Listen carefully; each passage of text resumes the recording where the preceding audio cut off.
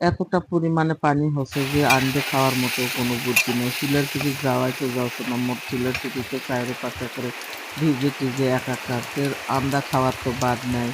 এই ঝিমঝিম করে পানি পড়ছে আর ভাবছো কি আনদিন। ভাবতে ভাবলো যে না যেহেতু গোস্ত থুইছি, ওই গোস্ত কোনা দিয়ে কাঁঠালের তরকারি দিলে কেমটা হয়।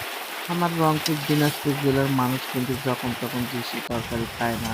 তো যাই হোক এই কাঁঠালের তরকারিটা আমি গোস্ত দিয়ে দিছি আর এই কাঁঠালের তরকারিটা যেমন এত পরিমাণে স্বাদ হয়েছে না খেলে আপনারা বুঝবেন না। এই যে দিনাজপুর জেলার মানুষের ঘরে কত মাঝে মাঝে না ভিন্ন রকম তরকারি আনবার চেষ্টা করো, কারণ আমরা তো আলুর ডাল দিয়ে বেশিরভাগই কাঁঠালের তরকারি খাই। আর এই যে আপনি এই কাঁঠালের তরকারি গোস্ত দিয়ে দিছো আর এই তরকারিটা যে খাতে এত পরিমাণে স্বাদ হয়েছে, বাইত না আনলে খালি বুঝবেন কেনকা করে মোর মতো করে ইনকা করে একদিন আনা কাঁঠালের তরকারি আনলে খায় দেখেন। আর এই তরকারিটার কালার এত সুন্দর আলকে মাশাআল্লাহ, দেখেই তো মনটা